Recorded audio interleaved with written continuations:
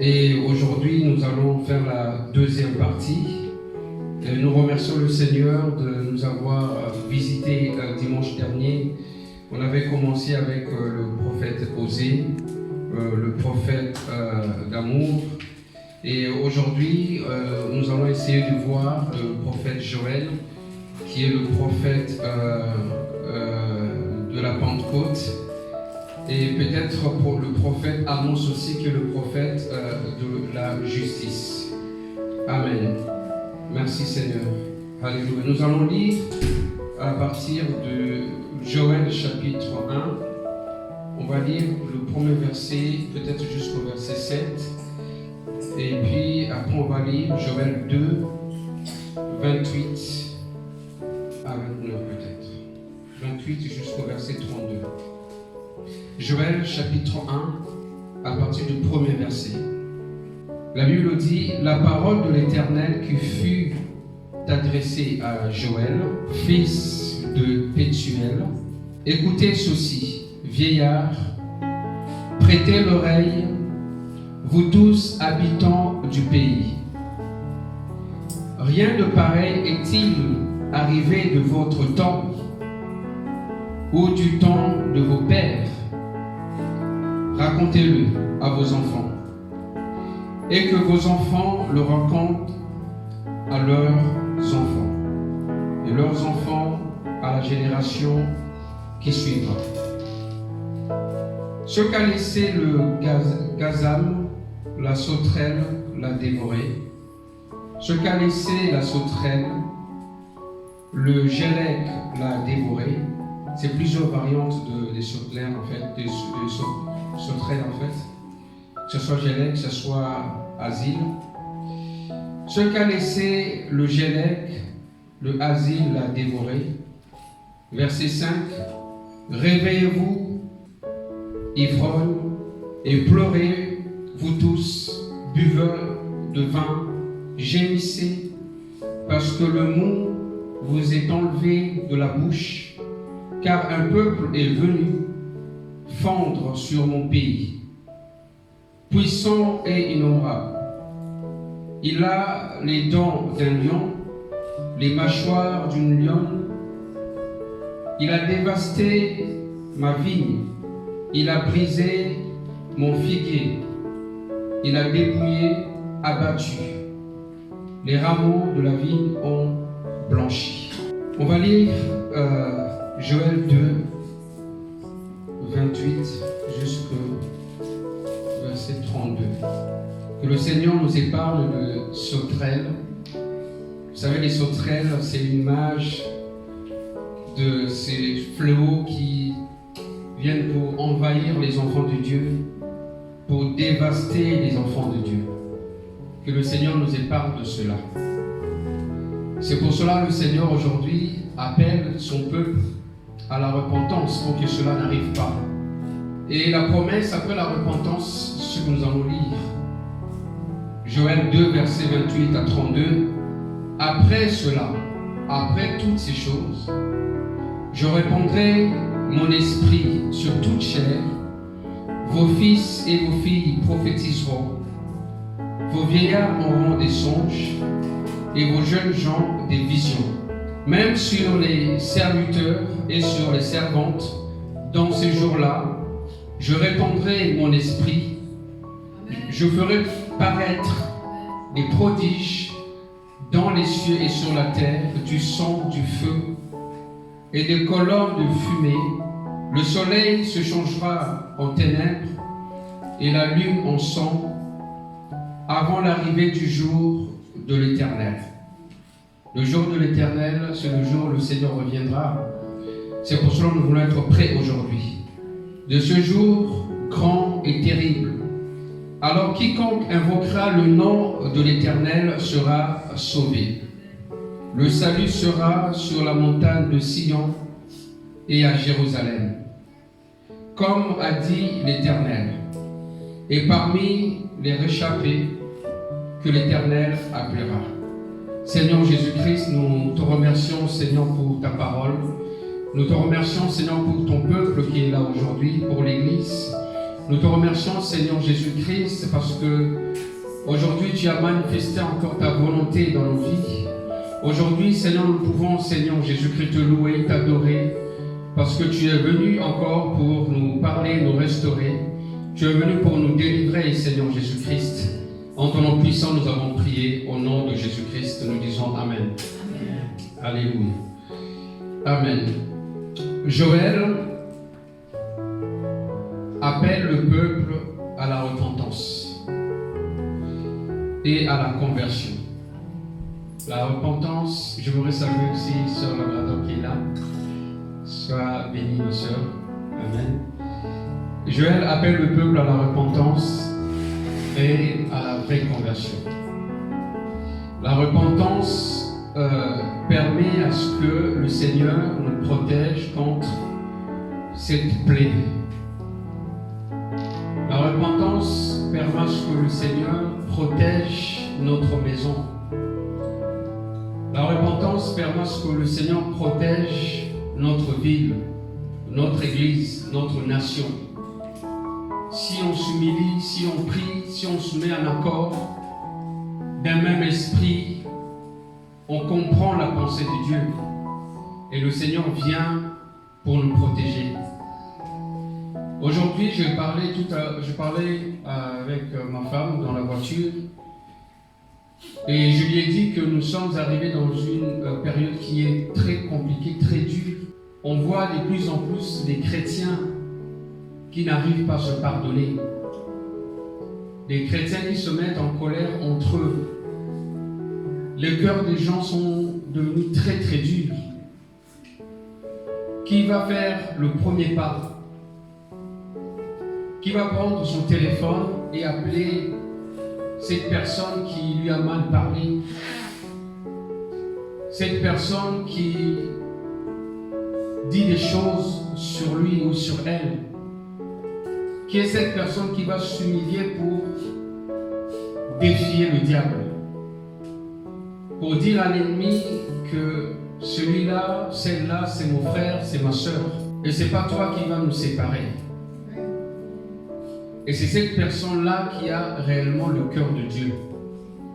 C'est cette personne-là qui a compris que en faisant cela, on éviterait les sauterelles qui viendront pour dévaster, qui viendront pour ravager nos vignes.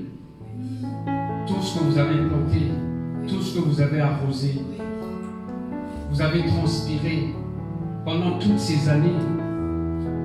Juste à cause de ce manque de pardon, les sauterelles viennent et ravagent tout.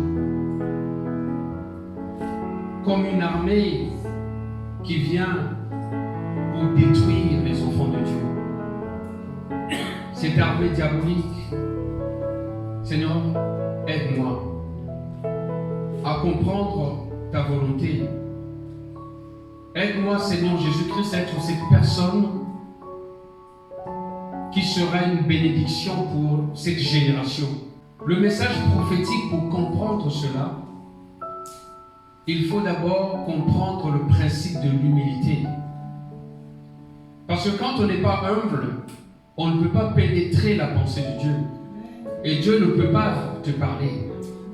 Comme tu ne peux pas pénétrer la pensée de Dieu, comme Dieu ne peut pas te parler, les sauterelles viennent. Parce que ton cœur est endurci. Ton cœur ne s'ouvre plus à la parole de Dieu. Ton cœur ne s'ouvre plus à l'Esprit de Dieu qui vient pour te parler, qui vient pour dévoiler certaines choses, dévoiler les choses mauvaises, qui vient pour révéler la pensée de Dieu, ce que Dieu veut faire dans ta vie, ce que Dieu veut faire dans ton foyer, ce que Dieu veut faire dans ton église. N'oubliez pas que nous sommes des instruments entre les mains de Dieu. Nous sommes des ouvriers avec Dieu veut nous utiliser. Quel privilège!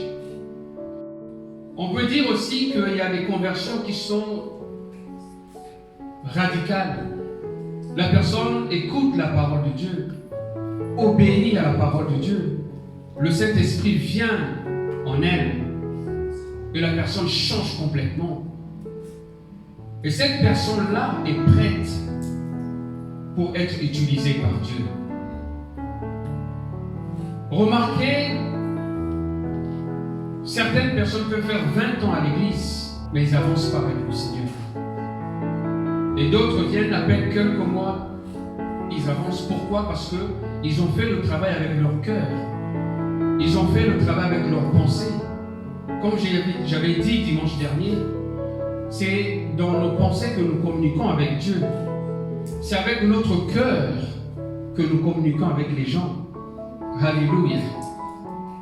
Si ton esprit n'est pas connecté avec Dieu, comment est-ce que ton cœur peut être en communion avec les gens? Et quand ton cœur ne peut pas communiquer avec les gens, tu ne peux pas transmettre le message de Dieu. Seigneur, aide-moi. C'est un combat qui est très dur, mais tu dois vaincre. Alléluia. Tu dois vaincre ce combat. Tu dois surmonter. J'ai décidé, j'ai dit, bon, cette personne, je ne l'appellerai plus. Parce que cette personne ne change pas. Parce que cette personne n'est pas humble. Je décide, non, je ne l'appelle plus. Là, je parle de moi.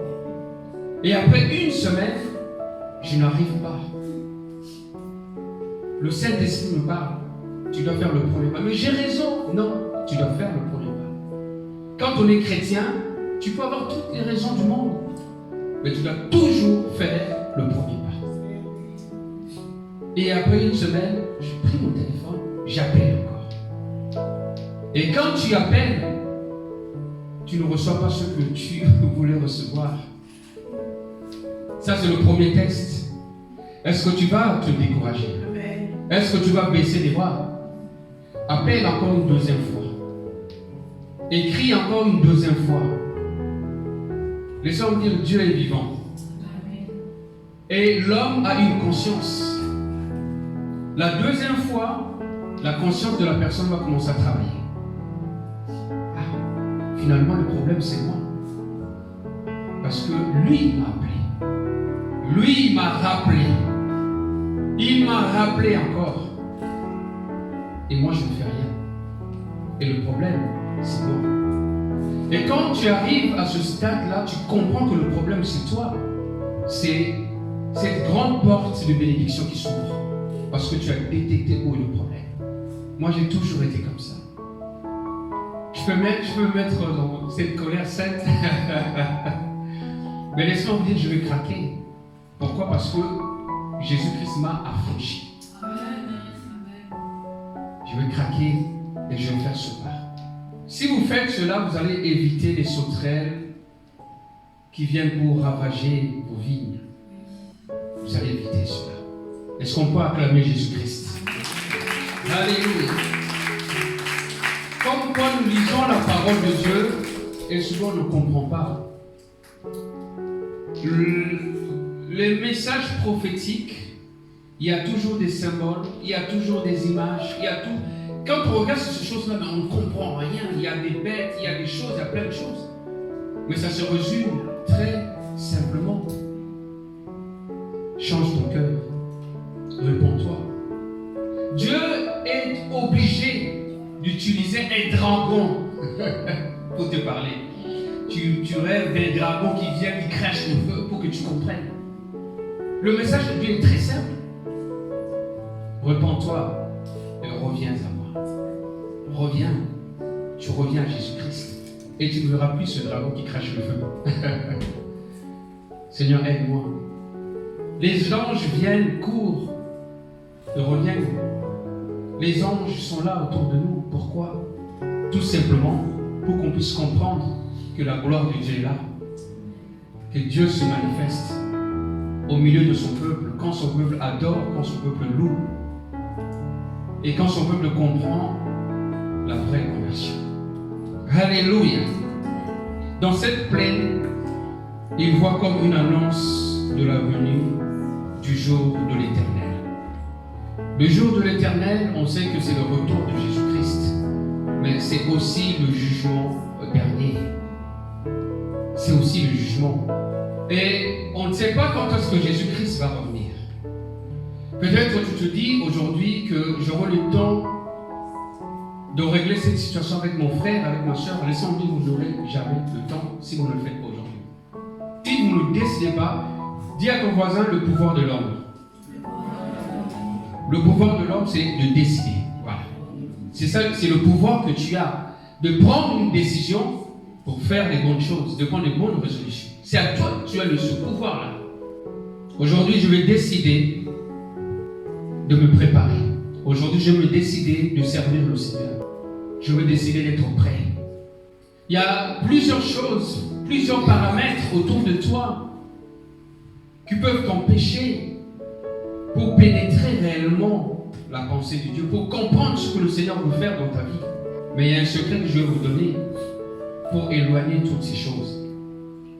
La première chose que tu dois faire, quand ces choses-là viennent dans ton esprit, tu dois t'isoler et lire la parole de Dieu seul. Tu médites la parole de Dieu. Tu laisses le Seigneur te parler longtemps. Si tu ne peux pas lire parce que tu as des problèmes avec les yeux, tu peux écouter la parole de Dieu maintenant. Tu écoutes la parole, tu écoutes la parole, tu écoutes jusqu'à ce que Dieu va te parler. Parce que Dieu parle aujourd'hui. Et quand Dieu va te parler, tu auras certainement une parole de connaissance et une parole de sagesse. Et qui viendra finalement t'aider pour résoudre ce problème que tu as. Alléluia. Aide-moi, Seigneur, à être prêt. Le jour du Seigneur, c'est le jour du jugement aussi. Parce que quand le Seigneur reviendra, tout sera fini. Tout va s'arrêter. Maintenant, Jésus-Christ est notre avocat. Mais demain, il sera notre juge. Seigneur, je me prépare aujourd'hui. Il plaide pour nous. Il est parti pour nous préparer une place. Merci Seigneur. Et il revient pour me prendre. Et il a dit pour que là où je suis, vous y soyez aussi. Là où le Seigneur est parti pour nous préparer une place, ça sera un endroit magnifique. Il n'y aura plus de deuil. Il n'y aura plus de souffrance. Ce sera un endroit magnifique. La présence de Dieu sera dans cet endroit. C'est à cet endroit-là que je vais aller. Alléluia. On acclame encore le Seigneur très fort. Alléluia. Merci Seigneur pour la révélation de ta parole. Amen. Donc si Israël se repent, ce jour pourra être le jour du salut. Vous comprenez? Le jour de l'éternel. Au lieu que ce soit le jour du jugement, ça sera le jour du salut. Parce que le Seigneur revient, tu dis, je ne suis pas prêt, c'est ton jugement. Mais si tu te prépares aujourd'hui, si tu te repens aujourd'hui de tous tes péchés, tu changes complètement ta vie. Tu vas attendre ce jour, tu dis, quand est-ce que le Seigneur va revenir? Tu te prépares, tu dis, Seigneur, j'attends que tu reviennes parce que ici sur cette terre, il y a tellement de souffrances. Il y a tellement de choses. Seigneur, je n'en peux plus. Reviens. Reviens, Seigneur. Le prophète Joël est le prophète du réveil. Il a déclaré que la repentance est la clé du réveil. La repentance est la clé du réveil. Donc nous avons entendu tout à l'heure le témoignage de nos deux étudiantes. Ils ont parlé de l'évangélisation. Mais la première chose que nous devons savoir, que la repentance nous aide pour que nous soyons prêts pour aller. Le Seigneur nous regarde notre état et il connaît nos pensées. Et il dit aujourd'hui que si vous faites un pas, je vous délivrerai de toutes ces choses. Alléluia. Seigneur, aide-moi à ouvrir mon cœur aujourd'hui. Ouvrir son cœur, c'est permettre que le réveil vienne. Le réveil commence par moi. On peut dire à une personne, réveille-toi. Comment tu peux dire à une personne, réveille-toi alors que toi-même tu dors? Il faut que je me réveille avant de réveiller les autres. Ma femme se réveille en premier aujourd'hui, comme d'habitude, elle se réveille toujours avant tout le monde. Et après, c'était moi. Et moi, quand je me suis réveillé, j'ai réveillé tous les enfants. Dans l'église, c'est pareil. Pour que le réveil puisse régner, pour que le réveil puisse arriver dans cette église, dans notre ville, dans la ville de Romilly, je dois d'abord me réveiller. Je dois me repentir, je dois être un homme et une femme de prière. Je dois jeûner. Je sais que beaucoup n'arrivent pas à jeûner. Parce que c'est une discipline, c'est un combat. Mais comment voulez-vous qu'il y ait un réveil dans ton foyer, qu'il y ait un réveil dans ta famille, si tu n'arrives pas à jeûner? Il y a un problème parce que la puissance de Dieu se manifeste après ce sacrifice. Tu pries, tu t'abstiens de la nourriture, tu t'abstiens de toutes ces choses qui nourrissent la chair. Tu assujettis la chair et tu laisses croître l'homme spirituel pour que le réveil vienne. C'est extraordinaire de voir comment Jésus-Christ a tiré la foule parce qu'il avait quelque chose en lui. Seigneur, je veux être comme toi. Alléluia. Alléluia. Que ma vie soit un modèle pour les autres. Que ma vie soit un exemple pour les autres. Que les gens viennent vers moi pour être abreuvés. Alléluia. Pour assouvir leur soif. Ceux qui ont faim, qui viennent vers moi pour qu'ils puissent être nourris. Pensez à cela. Pensez que le Seigneur ne vous a pas sauvé pour rien. Le Seigneur ne vous a pas sauvé que pour vous, pour votre salut, non. Le Seigneur vous a sauvé pour faire du bien aux autres. Le Seigneur vous a sauvé pour que votre vie soit un sacrifice pour les autres. Au lieu de passer du temps avec ta famille, restreinte ou élargie, tu passes du temps à l'église. Tu passes du temps à cette grande famille de Dieu. C'est un sacrifice. Laissez-moi vous dire, nous connaissons beaucoup de missionnaires aujourd'hui qui n'ont pas été souvent avec leurs enfants. Ils ont sacrifié leur vie pour le Seigneur, pour l'Église. Et Dieu prend soin de leurs enfants. Alléluia. C'est pour ça que l'Écriture dit, cherchez premièrement le royaume de Dieu et sa justice. Et tout le reste, c'est Dieu qui donne. Ne vous inquiétez de rien, tout c'est versé. Parce que Dieu prend soin de tout. Alléluia. Quelque part, on veut contrôler notre façon de marcher. On veut contrôler notre spiritualité. Vous comprenez ce que je veux dire? On ne peut pas contrôler notre spiritualité parce que c'est Dieu qui nous remplit de son esprit. C'est Dieu qui nous contrôle. Moi, je suis un homme charnel. Je suis une femme charnelle. Un homme charnel. Donc un homme charnel ne peut pas contrôler le spirituel. C'est le spirituel qui contrôle le charnel. Ne cherchez pas à contrôler ce que vous ne pouvez pas contrôler. Vous ne pouvez contrôler que si Dieu vous contrôle. Alléluia. Alléluia. Je suis au contrôle parce que Dieu me contrôle. Lorsque Dieu ne vous contrôle pas, vous êtes complètement dans la confusion. Retenez ça, écrivez ça. Quand Dieu ne contrôle pas ton esprit, quand Dieu ne contrôle pas tes pensées, quand Dieu ne contrôle pas ton corps, ton âme, tu es complètement dans la confusion. Parce que ce monde est un ensemble de confusion et de problèmes, de soucis.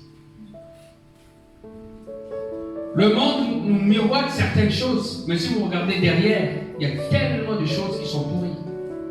L'objectif de ce monde, c'est de nous détruire tous. L'ennemi est rusé. Joël rappelle à son peuple de faire très attention à l'idolâtrie, à toutes ces choses-là. On peut idolâtrer beaucoup de choses. On peut idolâtrer les biens que Dieu nous donne. Vous comprenez? C'est incroyable. Hein? Tu as prié, Dieu t'a béni, Dieu te remplit de bonnes choses, et ces choses-là deviennent une idolâtrie pour toi. Tu peux idolâtrer ta femme, et tu peux idolâtrer aussi ton mari. Est-ce que quelqu'un comprend ça? Dieu est au-dessus de tout. Dieu est au-dessus de ma femme. Et Dieu est au-dessus de votre mari. On acclame Jésus-Christ. Alléluia. Dieu est au-dessus de tout. Je peux aimer ma femme, mais à une certaine limite. Quand Dieu vient, dit bon, j'ai besoin de toi aujourd'hui. Des fois, je lui dis, j'ai besoin d'être seul, de méditer seul. Ça, c'est Dieu. Reste seul. Parce qu'il faut que je te parle. Alléluia. Israël était tombé dans cette idolâtrie. Notre Dieu est jaloux. Ne soyons pas des idolâtres. Soyons des chrétiens aujourd'hui qui sont sensibles. Même si le message est dur, tu dis Seigneur, pourquoi tu me donnes ce message aujourd'hui? Pourquoi pas hier? Pourquoi aujourd'hui? C'est le moment. Seigneur, pourquoi moi? Mais pourquoi pas toi? Pourquoi tu poses cette question, Seigneur? Pourquoi moi? Mais le Seigneur te répond, pourquoi pas toi? Pourquoi quelqu'un d'autre? Seigneur, je suis faible. Seigneur, je ne peux pas, tu sais, moi, je ne sais pas parler, je ne sais pas lire, je ne sais pas. Seigneur, c'est toi que j'ai choisi. C'est pour cela certaines personnes qui sont tellement orgueilleuses, qui pensent tout connaître, qui pensent tout savoir, Dieu ne les utilise pas. Ils marchent dans la chair, ils font tout dans la chair. En fait, ils rament tellement. L'orgueil n'est pas bien. Seigneur, aide-moi. Alléluia. Alléluia. Que ton esprit puisse contrôler les 3 dimensions de ma vie. Quelles sont les 3 dimensions, les étudiants? Vous le savez, j'en ai parlé plusieurs fois. Corps, âme et esprit. Je prie tous les jours, Seigneur, contrôle ça, contrôle ça, contrôle ça. Vous savez, vous vous réveillez le matin, la première pensée qui vient dans ton esprit, cette pensée peut conditionner ta journée. Je vous dis, moi je l'ai expérimenté aujourd'hui. Mais à un certain moment, j'ai fermé les yeux du Seigneur. Il faut que j'aille prêcher. Seigneur, il faut que j'aille encourager. Et c'est là que le Seigneur vient prendre possession de ton esprit. Laisse-moi t'aider. Laisse-moi te parler. Parce que si ton esprit est pollué, si ton esprit est assailli par cette première pensée, quand tu te réveilles le matin, ça conditionne ta journée. Et où est la place de Dieu? Où est la place de Dieu? Toi-même, tu as fermé la porte. Comment comprendre le message prophétique? J'ouvre mon cœur. Dis à ton voisin, je dois ouvrir mon cœur. Pour que Dieu puisse me parler. Alléluia. Amen. Amen. Acclamons le Seigneur. Alléluia. Béni soit le nom de Jésus-Christ. Amen. Alléluia. Joël rappelle 3 choses.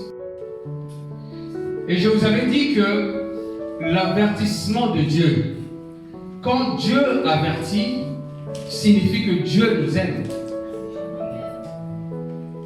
Frère Laurent, tu vois ton fils va tout doucement pour toucher le feu. Tu fais quoi? Tu l'avertis. Peut-être sévèrement. Pour qu'il comprenne que c'est dangereux. Et c'est comme ça que Dieu fait avec nous. Et quand Dieu nous avertit sévèrement comme ça, c'est un acte d'amour. Et Dieu envoie quelqu'un pour t'avertir. Dieu envoie un ami pour t'avertir. Comme j'aime toujours dire, Dieu envoie quelqu'un que tu n'aimes pas pour t'avertir. Et Dieu fait encore quelque chose d'extraordinaire. Envoie quelqu'un qui n'est pas spirituel comme toi pour t'avertir. Et tu dis, qui se prend lui? Moi, je suis spirituel. Je jeûne tout le temps. Je prie tout le temps. Je suis à jour avec Dieu.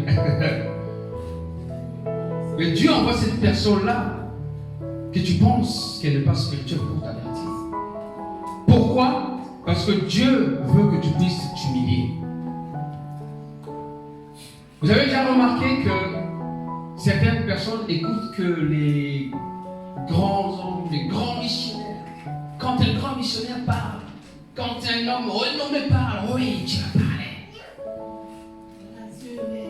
Et quand tu vois le missionnaire qui est là, il est à la foule, et tu fais tout pour qu'il puisse t'imposer sur la tête. Alors que Dieu a parlé à la personne qui est juste là, insignifiante, que tu ne regardes pas, que tu ne calcules pas. Et c'est cette personne-là que Dieu a envoyée pour toi. Alléluia!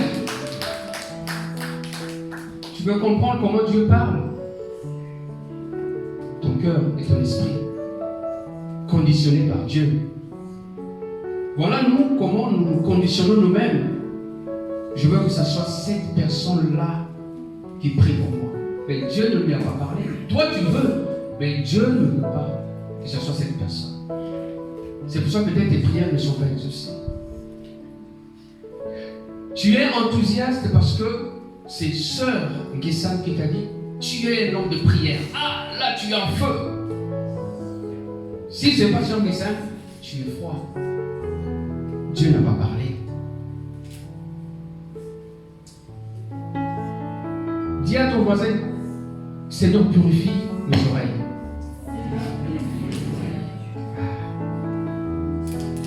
C'est-à-dire, quand le message de Dieu va venir, avec cette douceur, que mes oreilles puissent entendre ce message et comprendre. Moi, j'écoute que le pasteur quand il parle. Alors, la personne vient te voir, tu dis, est-ce que tu peux faire? Ah, si tu vois que c'est bien ce que cette personne t'a dit, fais-le. Est-ce que c'est le pasteur qui t'a dit? Non, ben je ne le ferai pas. Non. Si c'est bien, fais-le. Dieu parle d'une manière ou d'une autre. En fait, nous-mêmes, on veut conditionner la façon dont Dieu doit nous parler. C'est pour ça qu'on ne comprend pas, on n'écoute pas, c'est pour ça qu'on n'entend pas ce que Dieu dit. Parce que nous voulons conditionner Dieu. Nous voulons paramétrer Dieu. Dieu ne peut pas être conditionné. Dieu ne peut pas être paramétré. Dieu est souverain. Il agit quand il veut, avec qui il veut. Nous sommes l'Église aujourd'hui. Le ministère, il y a le ministère prophétique. Et il y a des prophètes, d'accord, que Dieu a appelés réellement. Il y a des prophètes que Dieu a appelés pour seulement la nation d'Israël, pour Israël, jusqu'à jour. Il y a des prophètes que Dieu a établis pour nos églises locales. Mais quand ici on parle de ce ministère prophétique, Dieu peut toucher n'importe qui ici pour avertir l'église. Parce que Dieu regarde ton cœur, il regarde ton cœur, il regarde ton cœur, et il ne trouve pas de place. Il regarde, il vient, il voit les enfants qui sont là, il rentre, et un enfant prophétise. Et comme c'est un enfant qui prophétise, vous n'allez pas prendre garde, non, c'est juste l'émotion. Non, Dieu a parlé. C'est comme ça que Dieu parle. Alléluia, Seigneur, aide-moi à comprendre et agir avec efficacité. La repentance, c'est quoi? C'est quoi la repentance? La repentance signifie la tristesse selon Dieu. La tristesse à cause du péché. Une personne qui réalise réellement, et cette tristesse vient. Mais cette tristesse ne s'arrête pas là. C'est pour une bonne cause. C'est pour le salut. Cette tristesse peut venir peut-être parce que Tu vas abandonner quelque chose que tu aimais tellement. Tu vas abandonner telle chose, telle chose, telle chose. Mais toutes ces choses-là vous attirent vers le bas. Vous amènent petit à petit à la destruction. Et c'est pour cela, quand on prie pour certaines personnes, pour le salut, ils pensent à tout ce qu'ils vont abandonner. Et ça bloque leur repentance. Ça bloque leur croissance. La repentance, c'est aussi la confession de nos péchés à Dieu. On doit confesser nos péchés. Sincèrement, Seigneur, je confesse le péché. Maintenant, il y a un processus. Quand tu confesses tes péchés, il y a la deuxième partie qui va arriver où tu vas combattre, tu vas lutter contre cette chose qui s'attache à toi et qui te pousse souvent à pécher. Et si tu remarques, tu vois que ce combat est très dur, seul, tu appelles quelqu'un avec toi pour t'aider, pour lutter avec toi, pour combattre avec toi. Et que cette personne sera peut-être la source de ton salut. Cette personne sera un prophète pour toi. Cette personne sera cette personne que Dieu va parler pour toi. Vous allez remarquer souvent dans la Bible, quand Dieu établissait un roi, ce roi avait toujours un prophète. Quand Dieu donnait une mission à son serviteur, Dieu établissait toujours un prophète. Souvent. Pourquoi? Parce qu'à un certain moment, on oublie la mission que Dieu nous a confiée. Cette personne que le Seigneur va mettre à côté de toi, prends le temps de l'écouter. Prends le temps de partager avec cette personne. Cette personne ne sera pas douce tout le temps avec toi. Il y aura des moments où cette personne va être très sévère envers toi. Tu t'arrêtes, tu dis, sévère selon Dieu, selon le cœur de Dieu. Et c'est ça l'amour de Dieu. Et c'est ça le message prophétique pour ta vie. Ta vie doit changer. Et pour que ta vie change, il faut que tu puisses avaler cette pilule qui est amère. Alléluia. Dieu ne nous sauve pas dans nos péchés, mais de nos péchés. Je dois me libérer de tout ça pour que Dieu puisse me sauver. Tu ne dois pas vivre dans le péché du non, Dieu comprend. Non, Dieu ne comprend pas. Dieu, ce qu'il comprend, c'est qu'aujourd'hui, que tu puisses abandonner le péché. De prendre la décision d'abandonner le péché. Et là, Dieu comprend. Alléluia. Merci Seigneur. Il fallait pleurer. Il fallait se lamenter.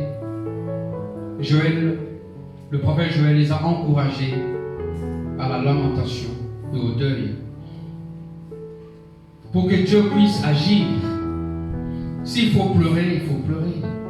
S'il faut se lamenter, il faut se lamenter. Pour que Dieu puisse nous visiter. Alléluia. Alors pour manifester le réveil, il faut aussi pleurer. Quand on fait par exemple marche de prière, on marche dans la rue et qu'on aperçoit une personne allongée par terre, ça vous fait quoi? Vous avez compassion et vous versez les larmes. Les larmes coulent pour cette personne. Ça, c'est le premier signe que vous avez compris le message. Le premier signe du réveil. Le jour où l'Église va commencer à pleurer pour les âmes, c'est le jour où nous allons comprendre réellement la pensée de Dieu. Il est écrit dans la Bible que quand Jésus-Christ a vu ce Romain-là, qu'on l'avait tué, Jésus-Christ a pleuré. Jésus-Christ, quand il a regardé l'état d'Israël, la Bible nous dit que Jésus pleura. Souvent, nos yeux sont tellement durs. Pourquoi? Parce qu'on n'a pas de fardeau. Parce qu'on se regarde que soi-même, on regarde que sur nos problèmes. Seigneur, je vais être sensible. Alléluia. Cette sensibilité vous permettra d'apporter le réveil. La dureté ne vient pas de Dieu. On ne peut pas être dur tout le temps. Je suis comme ça, c'est mon caractère, c'est comme ça. Tu ne me changeras pas. J'ai toujours été comme ça. Mais finalement, c'est l'esprit. Tu dois être délivré. Si tu as toujours été comme ça, il faut que tu changes. Et le prophète Joël a encouragé Israël dans cette direction-là. Vaincre le péché, changer, se lamenter, pleurer, jeûner. Finalement, quand on pleure, quand on jeûne, quand on se lamente, quand on se couche par terre, il y a quelque chose qui se passe. Mon cœur est finalement brisé. Alléluia. Dis à ton voisin, tu dois chercher le brisement. Amen. Et le Seigneur aime un cœur brisé et contrit. Alléluia. Cherche le brisement. Que le Seigneur te brise. Il y a tellement de choses en toi. Tu as tellement de choses en toi qui sont enfermées. Et ce vase doit être brisé. Et une fois que le vase est brisé, le parfum se répand. Alléluia. Tu as en toi quelque chose.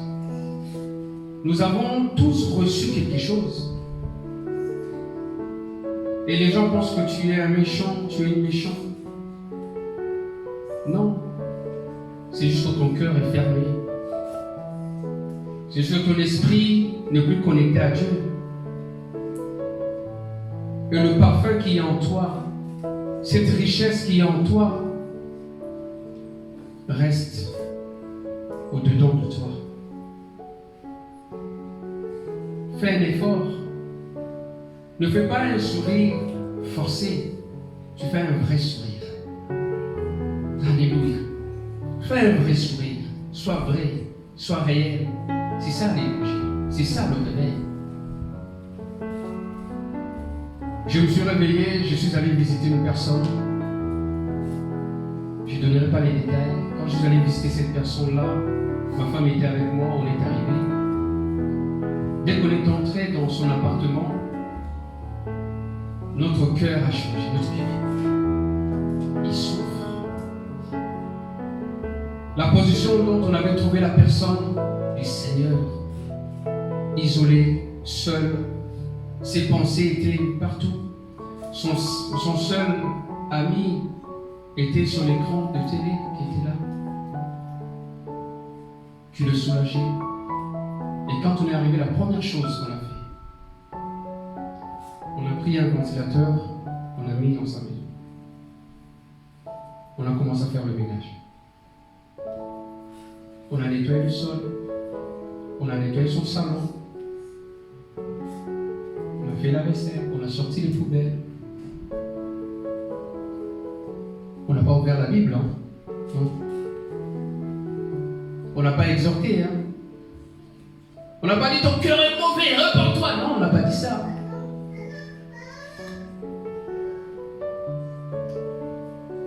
On a travaillé. On a fait ce qu'un chrétien doit faire. Ouvre ton cœur. Va voir ton cousin. Va voir ton frère. Va voir ta soeur. Fais un geste qui prouve que tu es chrétien, que tu es chrétienne. Ils vont nous juger avec. C'est comme ça qu'ils vont nous juger. Pour comment est-ce qu'ils sauront nous sommes réellement des disciples du Seigneur? On peut prêcher la parole de Dieu. On peut exhorter.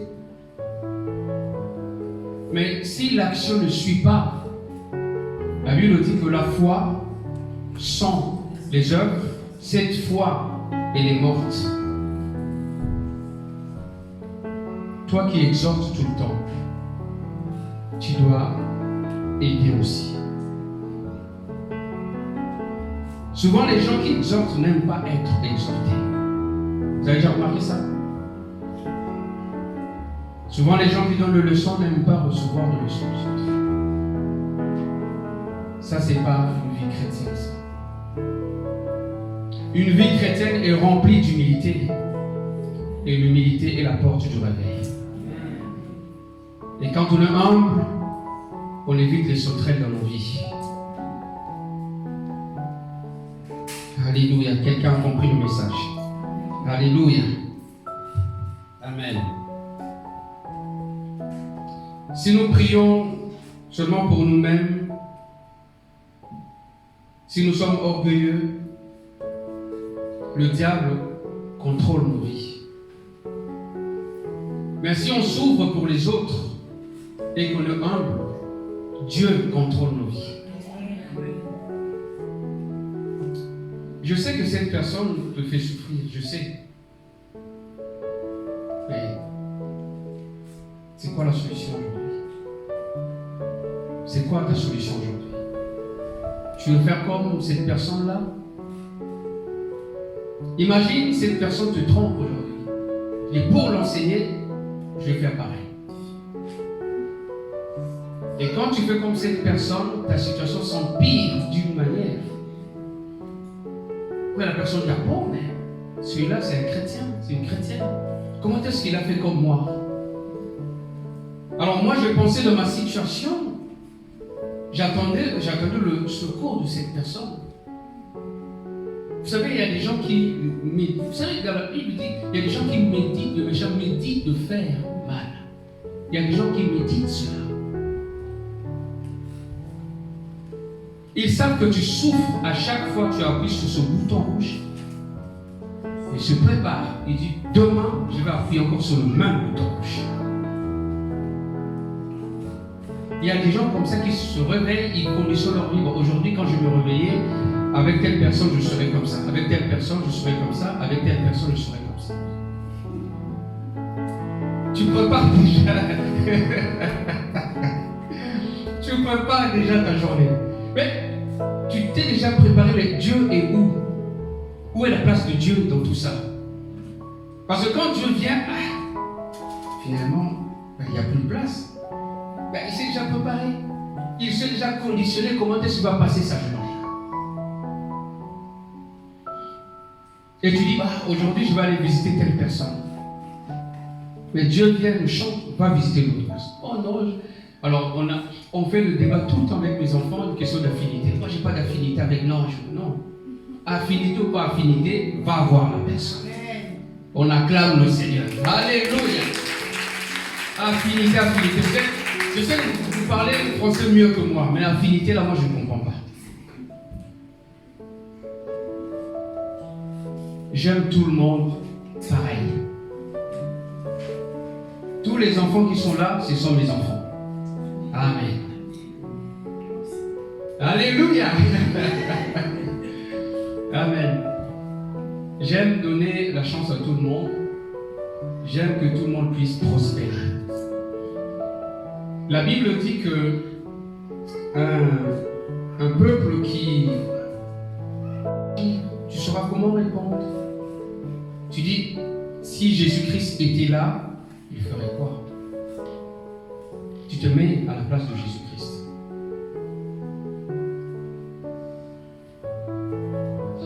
Le diable tremble quand il voit un enfant de Dieu s'humilier. C'est l'arme qui fait trembler le diable, l'humilité. On peut faire le sacrifice, on peut prêcher la parole, on peut faire tout ce qu'on peut, mais quand on s'humilie, c'est ça qui dévaste l'ennemi, qui fait trembler l'ennemi. Alléluia. Comme il est écrit que l'humilité précède la gloire, n'est-ce pas? Est-ce que vous pensez ici que le diable veut que vous soyez dans cette gloire avec le Seigneur? Voilà, il ne veut pas. Alors il veut que tu restes orgueilleux. Le diable veut ta chute. C'est pour ça qu'il veut que tu restes orgueilleux. Tu veux comprendre le message. Tu cherches une prophétie. Il faut que Dieu me parle. Mais Dieu t'a déjà parlé. Dieu t'a dit, sois humble et tu vas être élevé. C'est tout. Dieu t'a déjà parlé. L'humilité précède la gloire. Tu vas aller chercher un prophète pour te dire ce que tu vas devenir demain. La Bible dit, l'humilité précède la gloire. Et quand on parle de la gloire de Dieu, c'est la gloire de Dieu. Tu es dans la gloire de Dieu, tu règnes avec Dieu. Combien de fois on a prié cela? Je règne aujourd'hui avec Christ. Je règne avec Christ. Et alléluia. Est-ce que quelqu'un peut dire ça? Je règne avec Christ. Je règne avec Christ. Amen. Tu règnes avec Christ parce que tu es humble. Tu pries pour les démons, pour les gens qui sont possédés, les démons partent au nom de Jésus-Christ parce que tu es humble. Ta présence, alléluia, fait du bien aux gens. Vous avez déjà vu une personne qui vient juste commence à te parler? Ça m'arrive souvent comme ça. Je parle avec les personnes et les personnes commencent à pleurer. Pourquoi? Parce que je me suis disposé pour que le Seigneur puisse, à travers de moi, parler à cette personne. Voilà le secret du ministère prophétique. Ton esprit est connecté à Dieu. Ton cœur est libéré des choses mauvaises. Et Dieu te parle pour résoudre le problème des gens qui sont dans les difficultés, dans les problèmes et qui ne savent pas où aller. Merci Seigneur. Alléluia. On va s'arrêter aujourd'hui en disant ceci. Je n'ai rien à perdre. Amen. Je n'ai rien à perdre. Je donne toute ma vie à Jésus-Christ et je n'ai rien à perdre. Alléluia. Mon histoire, ma vie, tout de moi, Jésus-Christ est en contrôle. Alléluia. Je n'ai rien à perdre. Vous êtes en Christ. Christ est en vous. Vous n'avez rien à perdre.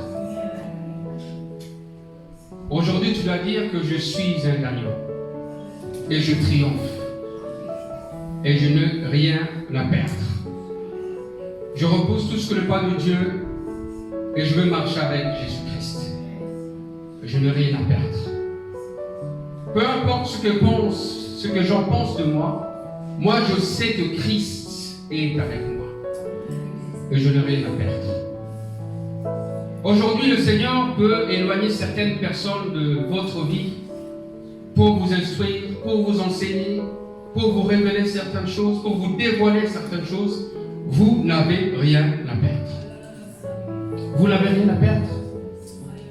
Ne vous accrochez pas sur certaines choses qui vont vous nuire, qui vont vous ralentir. Dieu a permis cela. Et vous n'avez rien à perdre. Ça pourrait être quelqu'un de très très proche. Mais vous n'avez rien à perdre. Dieu vous amène sur cette montagne pour vous parler, pour vous instruire. C'est-à-dire quand vous êtes isolé, vous êtes seul. Cette montagne est peut-être difficile à gravir. Ça vous fait du mal. Vous ratez peut-être une marche. Mais Dieu est toujours là. Vous avez pris des risques pour monter sur cette montagne parce que Dieu veut vous parler. Dieu est toujours là. Vous n'avez rien à perdre. Alléluia. Et vous serez étonnés quand vous allez arriver sur cette montagne. Et le Seigneur te dit, enlève tes souliers. C'est-à-dire, il y avait encore quelque chose qui était resté. Et Dieu te dit, enlève ça. Parce que l'endroit où tu te trouves, c'est un lieu qui est saint. C'est-à-dire que tu ne peux pas pénétrer cet endroit avec ce que tu gardes. Enlève ça. Et pénètre cet endroit pour que Dieu puisse t'instruire. Et tu dois comprendre que Dieu ne t'instruit pas seulement pour toi, pour ta vie. Dieu t'instruit aujourd'hui pour transformer ta famille, pour transformer la société, pour transformer ta ville et transformer ton pays. Parce que quand Dieu avait instruit Moïse, ce n'était pas seulement pour lui, c'était pour son peuple. Dieu était en train de préparer une nation à travers de lui. Voilà le message prophétique pour toi. Dieu prépare une nation. Mais est-ce que tu es prêt? Est-ce que tu es prêt à gravir cette montagne? Est-ce que tu es prêt à souffrir cette foi qui est exercée comme ce sportif, Frère Georges, qui s'exerce tout le jour? La foi, c'est pareil. Au départ, c'est dur, c'est dur, c'est dur. Après, le muscle va commencer à s'adapter. Vous allez voir, vous allez commencer avec un poids qui est un peu très léger. Après, petit à petit, vous allez monter, vous allez commencer à rajouter. Attention, il ne faut pas trop. Et avec Dieu, c'est pareil. Vous exercez votre foi. Il faut gravir cette montagne. Et vous allez voir, de plus en plus, vous allez aller dans cette dimension très élevée. Et vous allez devenir comme un aigle. Alléluia. Et plus personne ne pourra vous toucher. Le serpent ne pourra plus vous toucher. Au nom de Jésus-Christ, on se lève. Alléluia, alléluia, alléluia, alléluia. Alléluia. Maintenant, on va prier. On va ouvrir nos bouches. On va proclamer. Comme on est dans cette série prophétique, proclame maintenant. C'est aujourd'hui ou jamais. Pour ma famille, je veux proclamer la restauration, la prospérité au nom de Jésus-Christ. Dans tous les domaines. Spirituellement, je veux proclamer cela. Seigneur, ma famille est entre tes mains. Mes enfants sont entre tes mains. Alléluia. Parle, Seigneur, parle, Seigneur. Toutes choses concourent au bien de ceux qui aiment le Seigneur. Parle au Seigneur pour le réveil dans ta famille. Le réveil arrive aujourd'hui. Dans le dernier jour, nous sommes dans le dernier jour. Le réveil dans ta famille. Alléluia. Alléluia. Tu peux venir devant pour prier au nom de Jésus-Christ. Alléluia. Alléluia. Avance, avance. On va prier ensemble. On va passer du temps dans la présence de Dieu. N'aie pas peur. Viens, viens. Alléluia. Merci Jésus. Nous sommes tes enfants. Nous sommes tes enfants. Alléluia. Nous sommes tes enfants, Seigneur. Le réveil dans ma famille, le réveil dans la famille de notre sœur Betty. Seigneur, tu as entendu sa requête. Pour tous ces enfants, Seigneur Jésus-Christ. Pour tous ces enfants, Seigneur Jésus-Christ. Pose ta main, Seigneur, sur ces enfants. Alléluia. Pose ta main, Seigneur Jésus-Christ. Apporte le réveil puissant. Seigneur Jésus, nous condamnons, Seigneur, tout esprit d'orgueil. Nous condamnons, Seigneur, tout esprit qui vient pour freiner les enfants de Dieu. Que ton esprit, Seigneur Jésus-Christ, puisse agir. Cette puissance, Seigneur Jésus-Christ, dans nos vies. Nous renversons les forteresses de l'ennemi.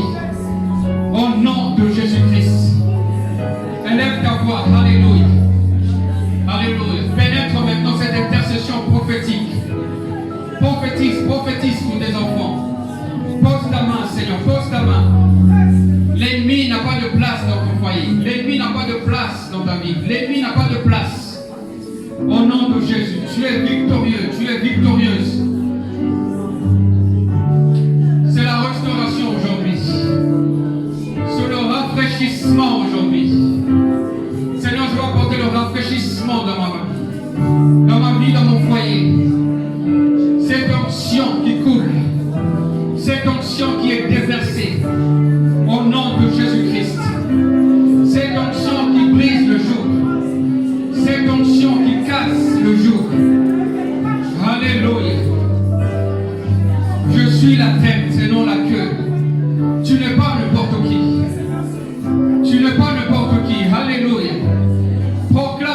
victoire. Sois déterminé dans cette victoire. Sois déterminé dans ce combat. Sois déterminé dans ce combat. Au nom de Jésus-Christ. Alléluia. Alléluia. Ne baisse pas les bras. Ne baisse pas les bras. Alléluia. Sois déterminé au nom de Jésus.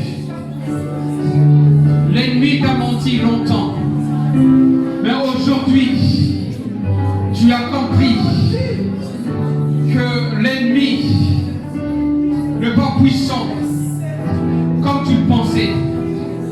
Parce qu'en toi, il y a une puissance qui est supérieure. En toi, il y a un esprit qui est supérieur. L'ennemi a été vaincu sur la croix du Calvaire. Alléluia. Le Seigneur l'a dépouillé de sa puissance. Et il a écrasé sa tête sur la croix. Alléluia. Alléluia. Il a dit tout